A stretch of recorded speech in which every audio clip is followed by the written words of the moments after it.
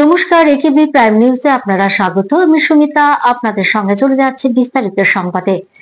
ভারতীয় রপ্তানির উপর সম্প্রতি মার্কিন যুক্তরাষ্ট্র কর্তৃক আরোপিত উচ্চ শুল্ক বৃদ্ধির প্রভাব পর্যালোচনা করার জন্য প্রধানমন্ত্রী নরেন্দ্র মোদী শুক্রবার উচ্চ পর্যায়ে মন্ত্রিসভা নিয়ে বৈঠক করেন। যদিও এজেন্ডা সম্পর্কে কোনো আনুষ্ঠানিক বিবৃতি দেওয়া হয়নি, তবে সূত্রের খবর যে শুল্ক ইস্যুটি প্রাথমিকভাবে আলোচনার কেন্দ্রবিন্দুতে ছিল। ভারতীয় পণ্যের উপর ওয়াশিংটনের শুল্ক দ্বিগুণ করে 50% করার পদক্ষেপের পর ক্রমবর্ধমান বাণিজ্য সংঘাতের পটভূমিতে এই বৈঠক অনুষ্ঠিত হয়। মার্কিন সিদ্ধান্তের প্রতিক্রিয়ায় ভারতের কৌশলগত পদক্ষেপ নিয়ে আলোচনা হয় বলে জানা গেছে। শুক্রবার পশ্চিম ত্রিপুরা জেলা শাসক কার্যালয়ে পশ্চিম ত্রিপুরা জেলা পরিষদের সাধারণ সভা অনুষ্ঠিত হয়। পৌরোহিত্য করেন মন্ত্রী রতনলাল নাথ। তিনি এদিন জানান, এই বৈঠকে বিভিন্ন দপ্তরের আধিকারিকরাও উপস্থিত আছেন। প্রত্যেকটি দপ্তরের বিভিন্ন কাজের অগ্রগতি নিয়ে এই সভায় পর্যালোচনা করা হয়। পশ্চিম ত্রিপুরা জেলা পরিষদের সাধারণ সভা শুক্রবার পশ্চিম ত্রিপুরা জেলা শাসক কার্যালয়ে অনুষ্ঠিত হয়।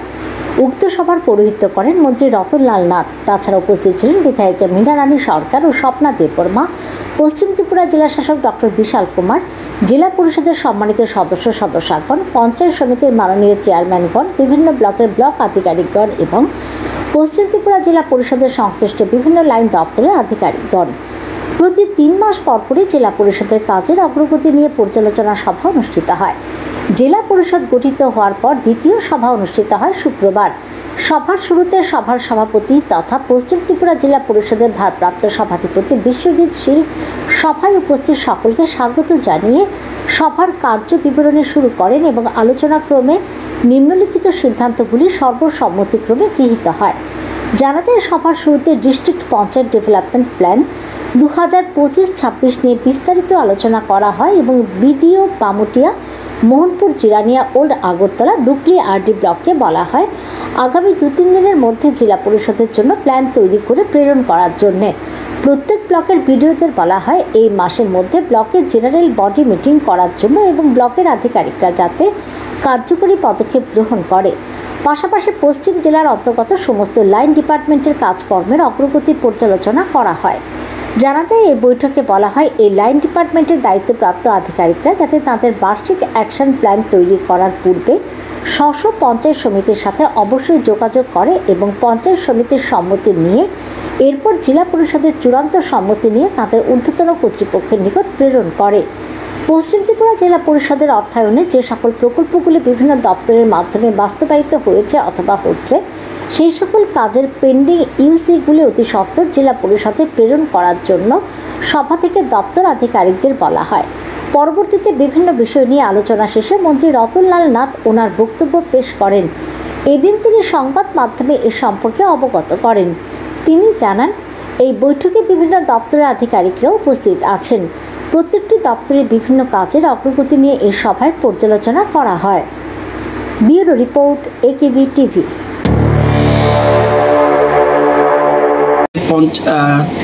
পশ্চিম ত্রিপুরা জেলা পরিষদের জেনারেল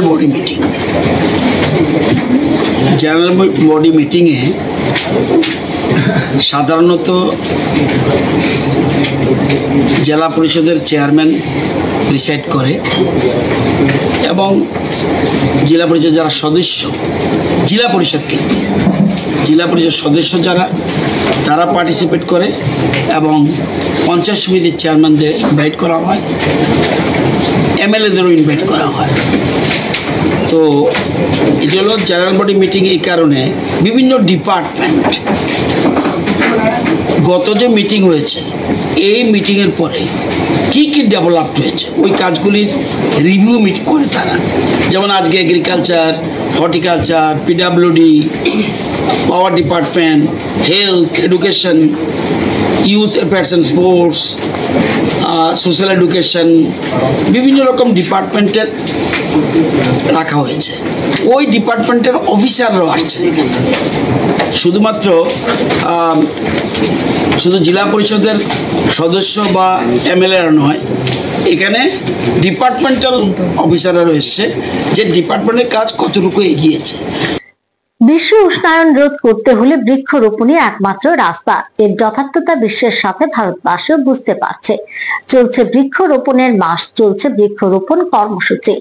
জনপ্রতিনিধিরাও এক্ষেত্রে দৃষ্টান্ত স্থাপন করে চলেছেন, যা দেখে আকৃষ্ট হয় সাধারণ জনগণ। শুক্রবার সরকারি বাসভবন থেকে মহাকরণের উদ্দেশ্যে যাওয়ার পথে রাস্তায় একটি গাছ হেলে পড়ে থাকতে দেখেন বিধানসভার অধ্যক্ষ বিশ্ববন্ধু সেন। সঙ্গে সঙ্গে তিনি গাড়ি থামিয়ে রাধানগর বাস স্ট্যান্ড সংলগ্ন এলাকায় গাছটির পরিচর্যা করেন। তিনি সাংবাদিকদের মুখোমুখি হয়ে বলেন, যারা গাছ প্রেমী, যারা বৃক্ষ প্রেমিক, তারাই এই সমস্ত কাজে এগিয়ে আসবে।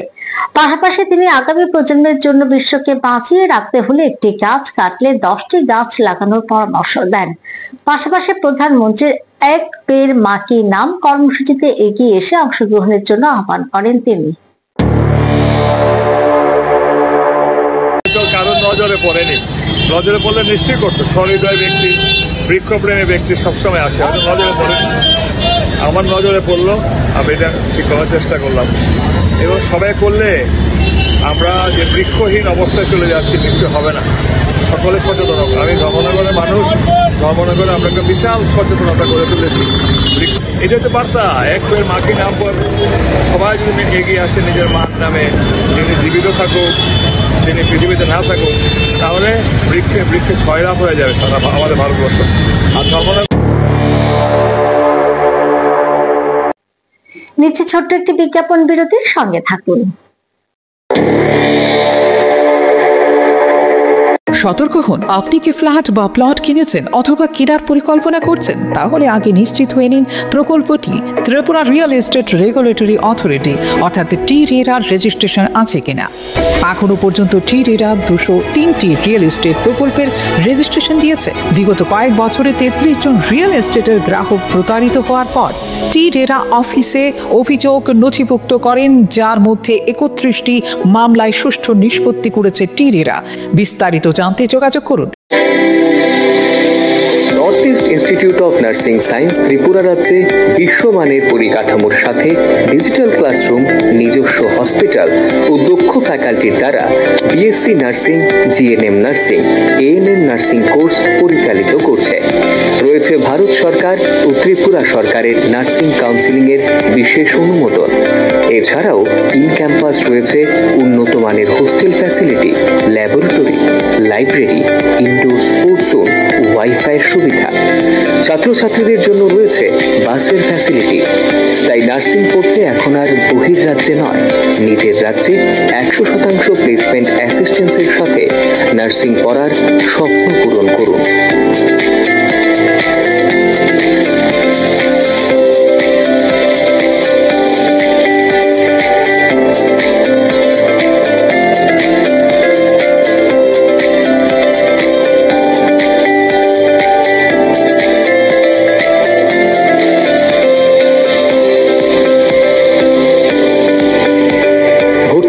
আজই যোগাযোগ করুন north east institute of nursing science, Agartala, Amtali bypass. Phone নম্বর 7085155609, 7005127202, 0381231506, 8257808056 অথবা ভিজিট করুন www.neins.ind.in, a unit of Devlook Hospital.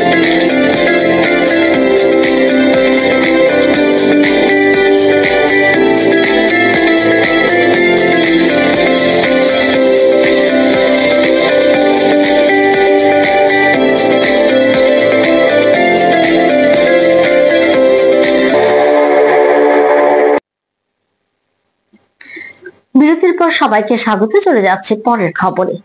মার্কিন প্রেসিডেন্ট ডোনাল্ড ট্রাম্পের শুল্ক বানের মাঝে প্রধানমন্ত্রী নরেন্দ্র মোদীকে ফোন করলেন ব্রাজিলের president Luiz Inacio Lula da Silva.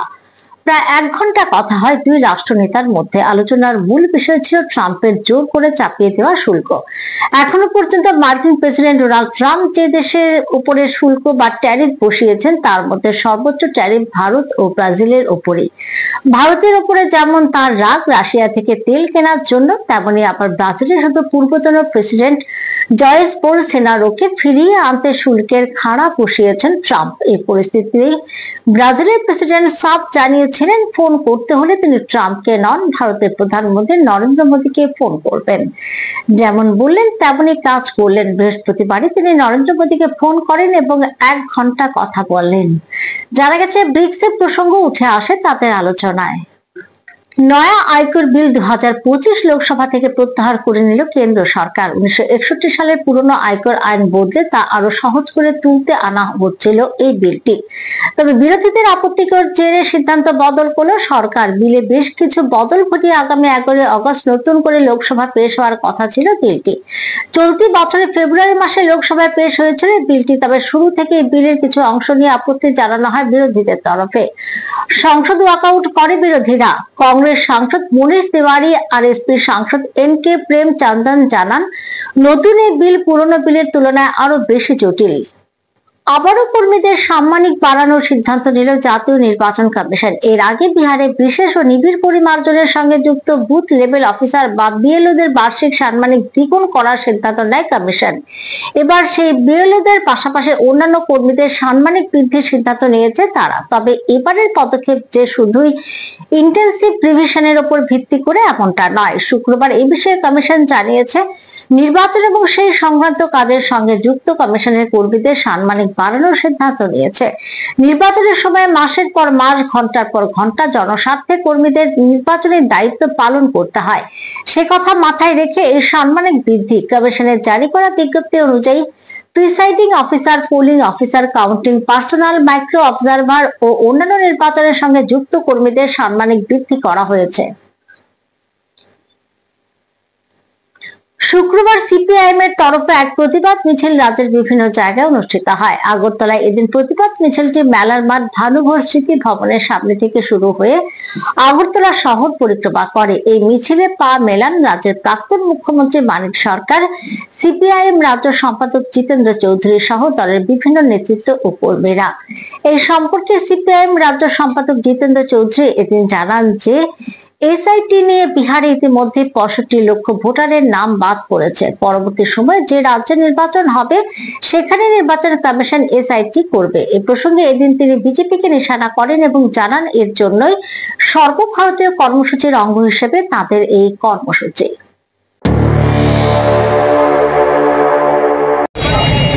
Special intensive revision করে নির্বাচন কমিশন বিজেপিকে সুবিধা করে দেওয়ার জন্য যে এই চক্রান্ত শুরু করেছে, বিহারে ইতিমধ্যে এটা করে 65 লক্ষ ভোটারের নাম বাদ দিয়েছে। এখন যে সকল রাজ্যের সামনে ভোট হবে বিজেপির অবস্থা খারাপ যাচ্ছে, তারা এই কর্মসূচি নিচ্ছে। তার বিরুদ্ধেই আজকে সারা দেশব্যাপী আমাদের পার্টির ডাকে এই বিক্ষোভ কর্মসূচি অনুষ্ঠিত হচ্ছে।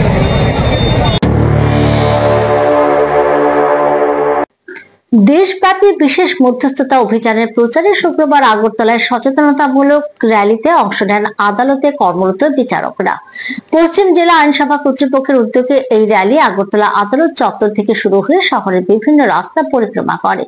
এতে পশ্চিম জেলার জেলা ও দায়রা বিচারক সুভাষিস শর্মা রায়, পারিবারিক আদালতের বিচারক ঋষিকেশ চক্রবর্তী, রাজ্য আইন সেবা কর্তৃপক্ষের সদস্য সচিব ঝুমা দত্ত চৌধুরী, সিজেএম সৈকত দাস ছাড়াও অন্যান্য বিচারকরা অংশ নেন। এছাড়াও আইনজীবী, আদালত কর্মী, অধিকার মিত্ররা এই র্যালিতে সকলের সাথে পা মেলান। দেশব্যাপী গত 1 জুলাই থেকে আগামী 30 সেপ্টেম্বর পর্যন্ত মধ্যস্থতার বিশেষ অভিযান চলবে। রাজ্যে এই অভিযানে প্রায় 1000 মামলা নিষ্পত্তির জন্য মিডিয়েশন কেন্দ্রগুলিতে পাঠানো হয়েছে। হাইকোর্ট ছাড়াও রাজ্যের সবকটি জেলায় একটি করে মিডিয়েশন সেন্টারে এই প্রক্রিয়া চলছে বলে জানান রাজ্য আইনসেবা কর্তৃপক্ষের সদস্য সচিব ঝুমা দত্ত চৌধুরী।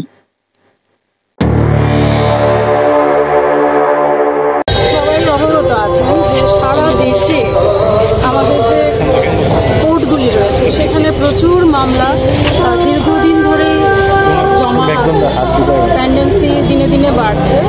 সেই পেন্ডেন্সিগুলিকে নিষ্পত্তি করার লক্ষ্যে আমাদের যে ন্যাশনাল লিগ্যাল সার্ভিসেস অথরিটি এবং mediation and conciliation project committee, supreme court of India যৌথ উদ্যোগে সারা দেশে একটা ক্যাম্পেইন চালু করেছে এই ক্যাম্পেইনটা গত মাসের 1 জুলাই থেকে শুরু হয়েছে এবং আগামী 3 মাস চলবে। সেই ক্যাম্পেইনের অঙ্গ হিসেবে আমাদের ত্রিপুরাতেও সমস্ত কোর্টে আমরা এই মেডিয়েশন ক্যাম্পেইনটা স্টার্ট করি। এর উদ্দেশ্য হচ্ছে যে সমস্ত মামলাগুলি মেডিয়েশনের মাধ্যমে নিষ্পত্তিযোগ্য সেইগুলিকে আমরা বাছাই করে কোর্ট থেকে মেডিয়েশন সেন্টারগুলিতে পাঠানো হয়েছে এবং সেখানে দুপক্ষের মধ্যে বসে আলোচনার ক্রমে নিষ্পত্তির জন্য একটা উদ্যোগ নেওয়া হয়েছে। তারই অঙ্গ হিসেবে আমাদের ত্রিপুরা স্টেট লিগ্যাল সার্ভিসেস অথরিটির উদ্যোগে সমস্ত ডিস্ট্রিক্টে আমরা জনগণের মধ্যে এই মেডিয়েশনের যে সুবিধা তার সচেতনতা বৃদ্ধির উদ্দেশ্যে আমরা এই ধরনের র্যালির আয়োজন করেছি। সমস্ত ডিস্ট্রিক্ট এবং সাব ডিভিশনেও আমাদের এই র্যালিগুলো হচ্ছে বিভিন্ন সময়ে।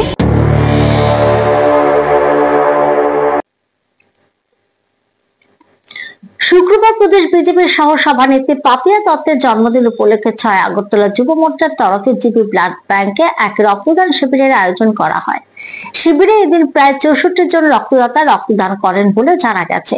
এদিন শিবিরে যুব মোর্চার সদস্য ছাড়াও ছিলেন প্রদেশ বিজেপির সহ সভানেত্রী পাপিয়া দত্ত সহ আরো অনেকে। প্রসঙ্গত দলের নেত্রীর এই বিশেষ দিনের সামাজিক দায়বদ্ধতা থেকে রক্তদান শিবিরের আয়োজন করা হয়েছে। সাধারণ মানুষের পাশে থেকে মুমূর্ষু রোগীদের সাহায্য এবং সাধারণ মানুষকে রক্তদানে উৎসাহিত করার লক্ষ্যে এই উদ্যোগ গ্রহণ করা হয়েছে বলে জানা গেছে।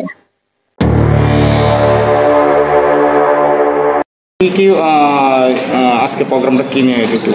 আজ 8ই আগস্ট আমাদের সকলের প্রিয় দিদি তথা 6 আগরতলা বিধানসভা কেন্দ্রের অভিভাবিকা তথা প্রদেশ বিজেপির সভানেত্রী সুশ্রী পাপিয়া দত্ত দিদির জন্মদিনের উপলক্ষে আমরা 6 আগরতলা যুব মোর্চার উদ্যোগে এক রক্তদান শিবিরের আয়োজন করা হয়েছে।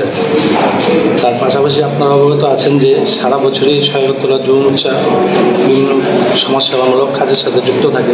যেমন কিছুদিন আগে আমাদের দেশের প্রধানমন্ত্রী শ্রী নরেন্দ্র মোদীর জন্মদিনেও আমরা 6 আগরতলা যুব মোর্চা আমরা রক্তদান শিবির করেছি এবং এই রক্তদান শিবিরেও প্রায় 50 জনের উপর রক্তদান করেছে। এর পাশাপাশি আমাদের রাজ্যের মুখ্যমন্ত্রী তথা প্রফেসর ডক্টর মানিক সাহাজির জন্মদিনেও আমরা 3 মে রক্তদান শিবির করেছি। 22শে শ্রাবণ বিশ্বকবি রবীন্দ্রনাথ ঠাকুরের 84তম প্রয়াণ দিবস। বহু প্রতিভার এক আপন সত্তার অধিকারী এই কবি তার প্রতিভার আলোয় উদ্ভাসিত করে বাংলা সাহিত্য সংস্কৃতিকে তুলে ধরেছিলেন বিশ্ব দরবারে। পেয়েছিলেন বিশ্বকবির সম্মান। তিনি বাঙালির সর্বশ্রেষ্ঠ কবি। শুক্রবার ওনার প্রয়াণ বার্ষিকীতে উমাকান্ত অ্যালামনির সদস্যরা উমাকান্ত একাডেমির সামনে কবিগুরুর মর্মর মূর্তিতে পুষ্পার্ঘ্য অর্পণ করে শ্রদ্ধা নিবেদন করেন। এই শ্রদ্ধা জ্ঞাপন অনুষ্ঠানে অ্যালামনির সদস্যদের পাশাপাশি স্কুলের ছাত্রছাত্রী এবং শিক্ষক শিক্ষিকারাও অংশগ্রহণ করেন। এদিন সকলেই কবিগুরু রবীন্দ্রনাথের প্রতিকৃতিতে পুষ্পার্ঘ্য অর্পণ করে শ্রদ্ধা নিবেদন করেন। পরবর্তীতে এই দিনটিকে সামনে রেখে বিদ্যালয়ের চত্বরে বৃক্ষরোপণ করেছেন অ্যালামনির সদস্যরা। অ্যালামনির পক্ষ থেকে এ বিষয়ে অবগত করা হয়। শ্রাবণ আমরা জানি কবিগুরু রবীন্দ্রনাথ ঠাকুরের প্রয়াণ তিথি 1941 সালে এই দিনেই তিনি প্রয়াত হয়েছিলেন। ইংরেজি তারিখটা অনেক সময় 7, 8, 6 আগস্ট এরকম থাকে। আমরা প্রতি বছর 22শে শ্রাবণ আমরা এখানে কবিগুরুর যে মূর্তি আমরা স্থাপনা করেছি উমাকান্ত একাডেমি অ্যালামনি থেকে। এই মূর্তির পাদদেশে প্রতি বছর আমরা পুষ্প নিবেদন করি। এবছরও করলাম। একদমই খুব বৃষ্টি স্নাত একটা অবস্থার মধ্যে আমরা নিবেদন করলাম এবং আমাদের একজন ম্যাডাম 2 লাইন গাইলেনও। এটাই আমাদের আজকের দিনের রবি ঠাকুরের প্রতি আমাদের শ্রদ্ধা। এবং একই সঙ্গে আমরা আজকে এখানে কয়েকটি বৃক্ষরোপণ করব 22শে শ্রাবণকে মাথায় রেখে। 9 আগস্ট শনিবার রাখি পূর্ণিমা বা রাখি বন্ধন উৎসব। এই উপলক্ষে বিশ্ব হিন্দু পরিষদের উদ্যোগে শুক্রবার বিভিন্ন থানায় রাখি বন্ধন উৎসব পালন করা হয়। রাখি বন্ধন এটা শুধুমাত্র একটি উৎসব নয়, এটি হচ্ছে একটি বিশ্বাস। ভাইয়ের হাতে রাখি বেঁধে দিলে সে ভাই বোন বা দিদিকে রক্ষা করবে, সে বিশ্বাসে রাখি বন্ধন উৎসব পালিত হয়ে আসছে। রাখি শুধু ভাইকে নয়, যে কোনো কাউকে মঙ্গল কামনায় বেঁধে দেওয়া হয়। এদিন বিশ্ব হিন্দু পরিষদের মাতৃশক্তি আগরতলার প্রতিটি থানায় পুলিশ কর্মীদের হাতে রাখি পরিয়ে দেয়। সাংবাদিকদের মুখোমুখি হয়ে তারা বলেন, যারা সমাজ রক্ষা এবং সমাজ গঠনে বোনেদের পাশে থাকে তাদেরকে নিয়ে এই রাখি বন্ধন পালন করে তারা। বেশ কিছুদিন আগে থেকে নিজেদের হাতে রাখি তৈরি করে তারা ভাইদের হাতে পরিয়ে দেয়। হিন্দু পরিষদের মাতৃশক্তির তরফ থেকে রক্ষাবন্ধন কার্যক্রম উদযাপন করছি। এমনকি আমাদের সংগঠনের তরফ থেকে কেন্দ্রীয় যোজনা অনুযায়ী আমরা প্রতি বছরই রক্ষাবন্ধনটা পালন করি। এবং কাদের নিয়ে করি?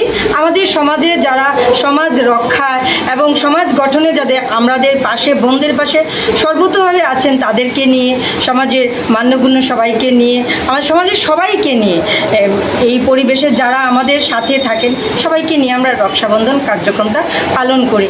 কারণ দেখা গিয়েছিল যে সেই রবীন্দ্রনাথ ঠাকুর রক্ষাবন্ধন কার্যক্রম ঠিকই তৈরি করেছিলেন উনি, কারণ সেই বঙ্গভঙ্গের সময়, কিন্তু তখন তারপর থেকে সেই রেশমের ধাগা, সেই মাথায় চন্দনের দেওয়া ফুটা দেওয়া, এগুলির মাধ্যমে আমরা আমাদের যে ভ্রাতৃত্ববোধ আমাদের সবার মধ্যে যাতে এটা জাগ্রত থাকে, সবাই যাতে আমরা এই রঙিন সুতার ধাগাতে এক ধাগায় যাতে আমরা থাকতে পারি, এই উদ্দেশ্যে আমরা রক্ষাবন্ধন কার্যক্রমটা পালন করি। আবারও নিচ্ছে একটি ছোট্ট বিজ্ঞাপন বিরতি, সঙ্গে থাকুন।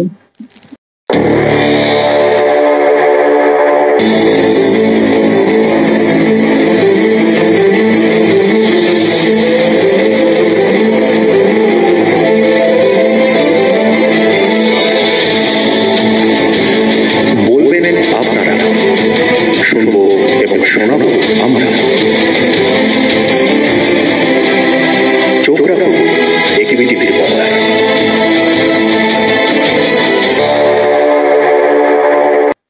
বিরতির পর চলে যাচ্ছে পরের খবরে।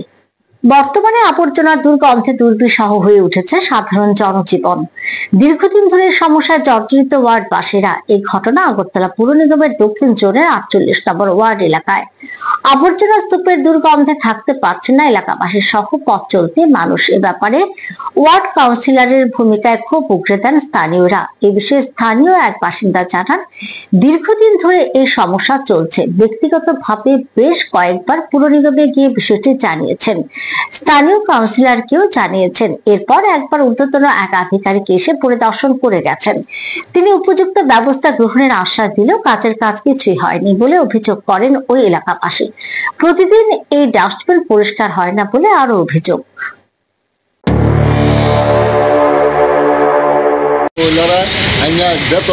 না হলেও তো তারা মানে না দুনিয়ার তাও। আরেকবার আমি 2500 টাকা দিয়া পয়সা 2টা নৌকা দিব, এও কিছুই দেয় না। হ্যাঁ, বড় অফিসার আসছিল জোনাল অফিস থেকে, তারা 10-12 জন আইয়া এমন করছে, এরপরে কোনো কাজ করছে না। একটা ভাঙা ইয়া করে রয়েছে, চলি ইয়া করছে লইয়া দিব, এইটাও নেয় নেই। হ্যাঁ, 2টা নৌকা দিব, এডিও করেন। এই মানে মানুষের লোকে দরবার গন্ধে ইয়ান দেয়, রাস্তাঘাট দেওয়া মানুষ আসতে পারে, মানে নাকে হাত দেওয়া দেয়, স্কুলের মায়া যেতে পারে, মানে বিভিন্ন রকমের, মানে যা বলবো এখানে ভাষার কোনো ইয়ান অবস্থা চলছে না। রোজ পরিষ্কার করে না, মাঝে মাঝে আইয়া গাড়িটা পরিষ্কার করে না, ওই একটা ভাঙা টলি আছে, এইটার থেকে লিয়া যায়।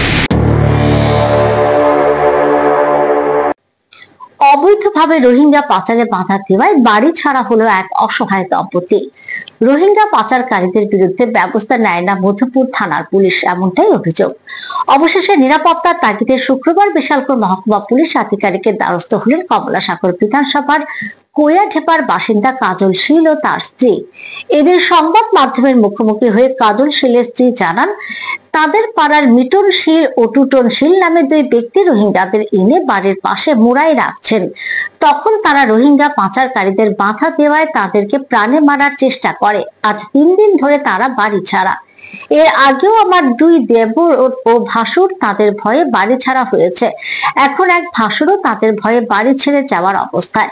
রোহিঙ্গা পাচারকারীদের বিরুদ্ধে ব্যবস্থা নেওয়ার জন্য আমরা মধুপুর থানায় জানালেও মধুপুর থানার পুলিশ কোনো ব্যবস্থা নেয়নি বলে অভিযোগ করেন তারা।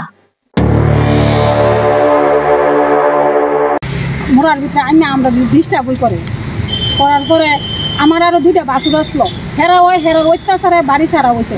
আমার 2 দেওর আসলো, হেরা অত্যাচার আসলো। কিন্তু ওখানে আমরা বাড়ির মানুষ, আমরা বাড়ি ঘরে থাকতে পারি না। আমরা বাড়ি ঘর থেকে হেরা আজকাল 3 দিন হয়েছে বাড়ি ছাড়া, আমরা এর বাইরে থাকতেছি। কিন্তু ওখান পর্যন্ত মধুপুরের থানা কোনো পদক্ষেপ নিছে না। ওখানে আমার বর্তমানে আমার বাসুর আছে, বাসুরও যাইতেছে গা, কারণ তারা সাক্ষী দিছে, এ কারণে তারা দিতেছে না থাউনের লেগে। মানে কি কারণে আপনার কে আক্রমণ করতেছে? মুরার মধ্যে রোহিঙ্গা আমরা অবজেকশন দিছিলাম যে আমরা রাখো না, অন্য হানারাও আমরা ডিস্টার্ব হোক। এই কারণের পর থেকে তারা আমরা একদিন রাত্রেবেলা মানুষ লয়ে আইছে, আইসিরা এই প্রাণে মারণের লেগে বন্দুক, রাইফেল, এরপরে দাও লাড়ি লইয়া দোকানের সামনে গাড়িটা থামাইয়া আমার বাড়ির ভিতরে মানুষটি উঠে গেছে। উঠে যাওয়ার পরে আমরা তো নিজের যান বাঁচাইতে পারি না। আমরা গিয়ে সেটা আরেকটা রাবার বাগানের ভিতরে গিয়ে বয়ে আসছি, বয়ে সেটা দেখছি সত্যি ঘটনা। এরপর মুড়া তারা তন্ন করে বিচারছে, মিটন ছিল আর টুটন ছিল। বিচারণের পরে আমরা কি তা করবো, আমরা নিজের জীবন বাঁচাইতে পারি না। এরপরে তো এই থানার মিডিয়ায় এসে কমপ্লেন দেখছি, কিন্তু থানার তারা আমরা কাগজপত্র অন্য কিছু করছে না। ওরা না করার পরে এরপরে তো আমরা যখন বাড়ির থেকে বাইরে গেছি, আমরা সোনার গয়না, ছুরি, 2 গলার হার, 2 জোড়া শঙ্খ বান্ধানি, 1 জোড়া দুল, 70,000 টাকা ক্যাশ আর 300 কেজি রাবারের মতন এডিও লয়ে গেছে। এরপরে টুটন ছিল আর মিটন ছিল।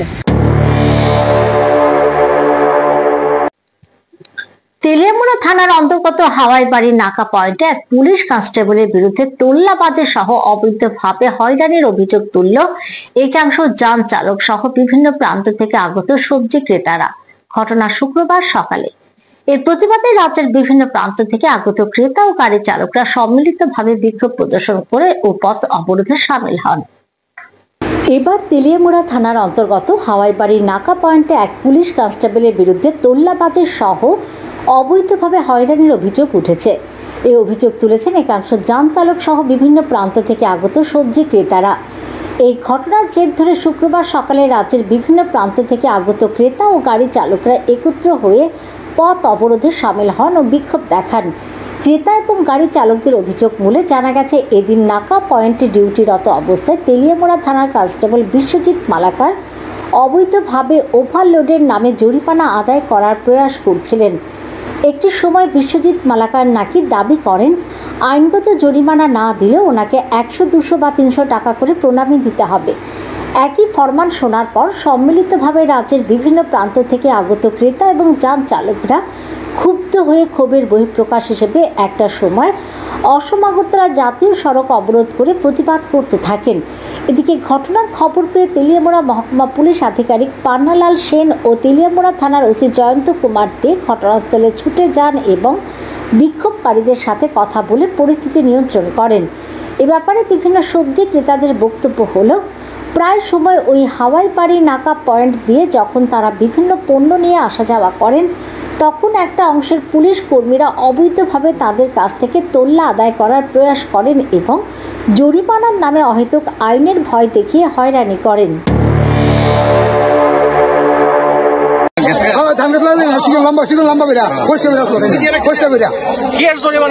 সবজি জরিমানা দিব, সবজি জরিমানা দিব। আমরা তো কোনো প্রমাণ নাই, কিন্তু আমরা তো কারণ শুনছি। আমি একটা শুনছি সত্য নেই,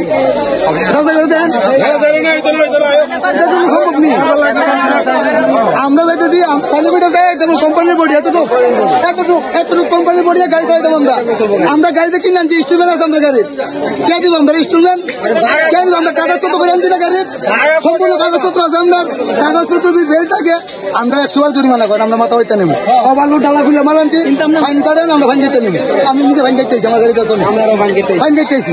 কিন্তু আমরা ওই গাড়িগুলো দেখেন, ওই গাড়িগুলো দেখেন, এই ফাইন কাটার গাড়ি আপনারা বলেন, আপনারা কোন ওইগুলো গাড়ি দিয়ে ফাইন কাটার গাড়ি নেই। এখন আপনারা আজকে কি করছেন? আমরা এই এলাকায় আমরা এই গাড়ির ফাইন কাটার কথা কইছি, তার লাগে আমরা সবজি গাড়ি একটাই রাখছি আমরা ওভারলোড নেবো ফাইন কাটেন, ওভারলোড নেবো ফাইন কাটেন, ভাড়া খুঁজে নেবো ফাইন কাটেন, ওভারলোড নেবো ফাইন কাটেন, কোনো আমরা অসুবিধা নাই। আমরা কইছে কোম্পানি বডির ভিতরে গেলে মারলো কোনো কিছু হইতো না, ফাইন টাইন লাগবে না, বাস আমরা এত বিয়ে করছি। তারা মানে কিভাবে আমরা যাইতাম, কিভাবে সবজি গৃহস্থ বাঁচত, কিভাবে আমরা বাঁচতাম। এদিকে হাওয়াইবাড়ি নাকা পয়েন্টে ডিউটিরত তেলিয়ামুড়া থানার কনস্টেবল বিশ্বজিৎ মালাকার জানান, সবজি ক্রেতারা ও যান চালকরা যা বলছে তা সম্পূর্ণ ভুল। আমার ডিউটি পড়েছে সকাল 8টা থেকে, 2টি ওভারলোডের সবজির গাড়ি এসেছে। আমি বলেছি আপনারা ফাইনের আওতায় আসেন, কিন্তু ওনারা বলছে যে ফাইন কাটবে না।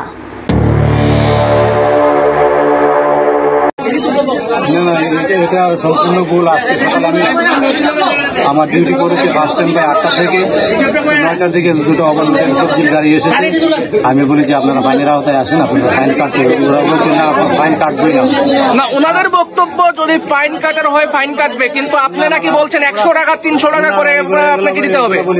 ওরা ফাইন কাটতে রাজি হইলে আমি বলেছি তাহলে আমি ছবি তুলে এই পজিশনে আছে, আপনারা তো বলছেন ফাইনের আওতায় আসছে না, তাহলে আমি ছবি তুলে আমি ও তো ঠিক আছে পাঠাই হোয়াটসঅ্যাপে, হ্যাঁ ইনস্ট্রাকশন আসলে আমি ছেড়ে দেবো, আপনার আর গেট পাস থাকলে আপনারা। ওনাদের এদিন পরিস্থিতি বেগতিক দেখে পরিস্থিতি নিয়ন্ত্রণ করার প্রেক্ষিতে পুলিশের তরফ থেকে দাবি করা হয় যে ঘটনার তদন্তক্রমে অবশ্যই ব্যবস্থা গ্রহণ করা হবে। জানা গেছে কনস্টেবল বিশ্বজিৎ মালাকারের বিরুদ্ধে দপ্তর অতি শীঘ্রই কড়া ব্যবস্থা গ্রহণ করতে চলেছে। Bureau report, AKB TV.